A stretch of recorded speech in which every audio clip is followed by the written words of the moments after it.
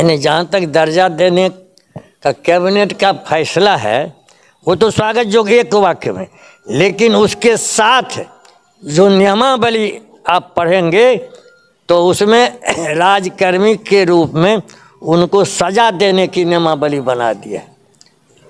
ये सबसे आपत्तिजनक है। तो हमारे साथ आपकी बातचीत थी, जो विमर्श किया था कि राजकर्मी का दर्जा देंगे और अधिसूचना प्रसारित होने की तिथि से ही लागू करें, तो आप उस वादा से मुकर गए जो लिखित हमारे सामने है।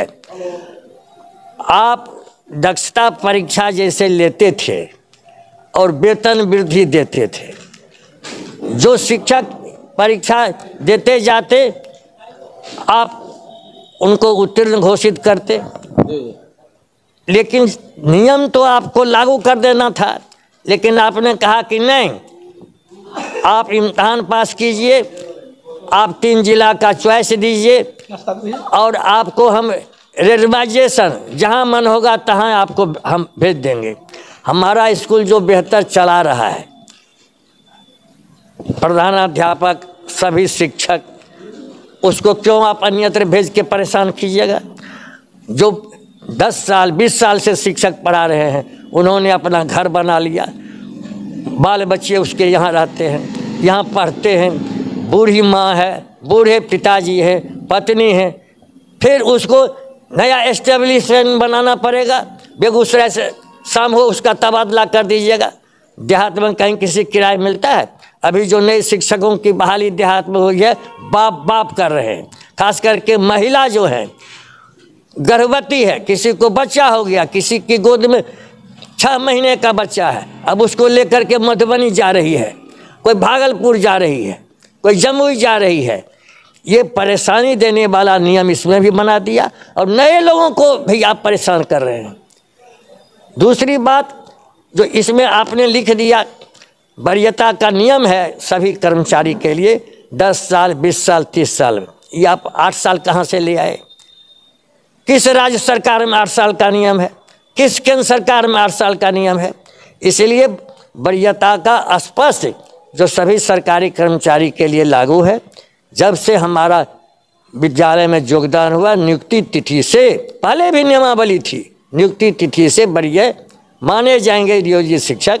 नए शिक्षक जब योगदान करेंगे, नए शिक्षक की गणना उस दिन से होगी। और इसी तरह से जो आपने 9 से 5 की व्यवस्था कर दी, रूटीन जो आपने नियम के विरुद्ध बना दिया और संगठन पर प्रतिबंधात्मक जो आदेश लागू किया, इन तमाम आदेशों को गैर संवैधानिक, अव्यवहारिक, अमानवीय, जो मानवाधिकार का उल्लंघन करने वाला शिक्षा विभाग का आदेश है, सबको वापस कीजिए। और माननीय मुख्यमंत्री से हम 30 को मिलने जा रहे हैं पटना, और इन तमाम विसंगतियों को उनका ध्यान आकृष्ट करेंगे। इसमें पहला जो नियम था उसमें महिला और दिव्यांग के लिए विशेष प्रावधान था, उसको भी हटा दिया। वो है ही नहीं इसमें। महिला शिक्षिका के लिए हम लोगों ने पहले भी लड़ करके नियम बना दिया था, और हम स्थानांतरण नहीं चाहते हैं, सो सवाल हम ऐच्छिक चाहते हैं।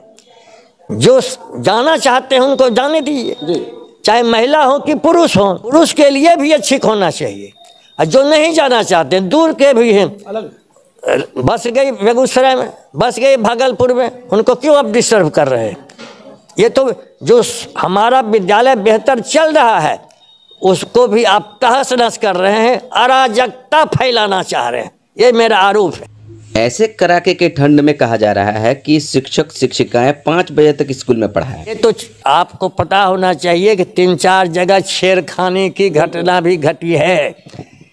एक घटना बरूराज मुजफ्फरपुर में, बैठ गया वो मोटरसाइकिल पर, अब पीछे से आकर के मनी बैग छीन करके भाग गया।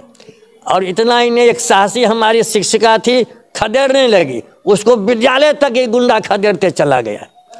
उसी तरह से जहानाबाद में 9 बजे तक ये डीओ ऑफिस में बैठाए रखा शिक्षक शिक्षिकाओं को, और जब जाने लगा तो पीछे से गुंडा ने हमला कर दिया, तो अगल बगल के लोग दौड़ करके उसकी इज्जत की रक्षा की। रोज रोज घटनाएं घट रही हैं। इसलिए इसका हम सख्त विरोध करते हैं। हाँ, कि 5 बजे तक का जो आपने समय दिया है इसको तुरंत वापस कीजिए। नियमावली में बहुत सारी कमियां हैं सर, इस पर आप चर्चा करना चाहेंगे? ना तान के चर्चा करें, कोई झूठ के नहीं करें। नियमावली पर अगर बात नहीं बनती है तो क्या आंदोलन तेज होगा या वही 1-2 महीने वाला आंदोलन तो करिए रहे, नहीं मानने का सवाल नहीं है। 24 और 25 उनके माथे में नाच रहा है कि नहीं नाच रहा है?